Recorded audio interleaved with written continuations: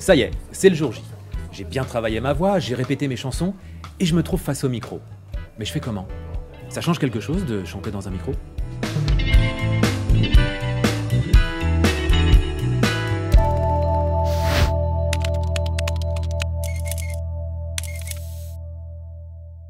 Eh bien oui, chanter dans un micro plutôt qu'a cappella change bien des choses. Mais il s'agit surtout et avant tout de bon sens. Il y a une règle sacro-sainte. Un micro ne fabrique pas de son. Donc, ne retenez pas votre chant. Et c'est souvent ce qui arrive dans un premier temps, parce qu'on est intimidé par le son de notre propre voix. Or, chanter dans un micro sous-entend d'accepter le son qui va sortir des enceintes. Partant de là, voici quelques conseils. Plus je suis loin du micro, plus j'aurai du son extérieur en même temps que celui de ma voix. Donc, il faut se rapprocher. Mais si je suis trop près, je risque de générer un surplus de graves et d'obtenir un son un peu plus brouillon. Et puis, il faut toujours un petit peu d'air dans le son parce que c'est plus agréable. On peut partir du principe que la bonne distance de départ est 2-3 cm du micro. Mais attention, cette distance s'adapte au fur et à mesure de la chanson. Autant on peut être proche, voire très proche du micro sur un début de couplet léger, autant il sera pertinent de s'éloigner au moment de la note la plus haute du refrain.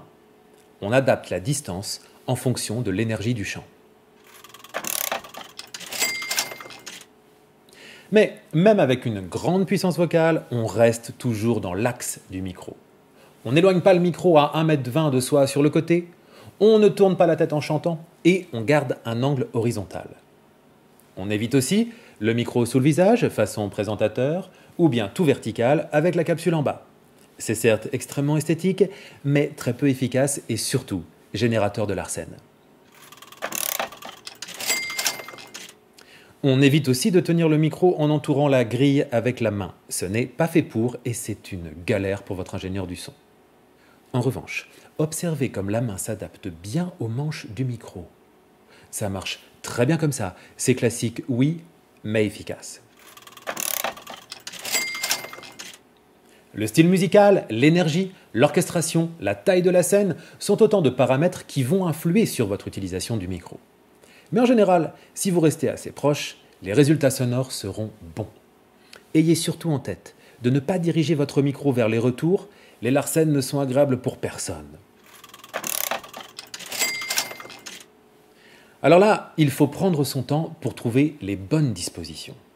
La hauteur du micro, face à la bouche ou légèrement au-dessus, la bonne distance entre soi et le filtre anti-pop, la bonne distance entre le filtre et le micro, selon le modèle, la sensibilité, la réponse du micro à votre voix, les possibilités sont grandes. Sans compter les caractéristiques acoustiques de la pièce dans laquelle vous allez enregistrer.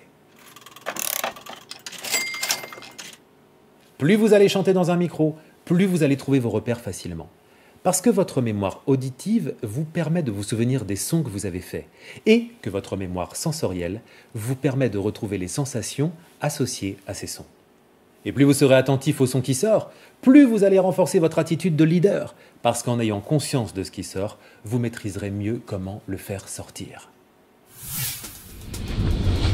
Oh là là! Ça bouge au standard!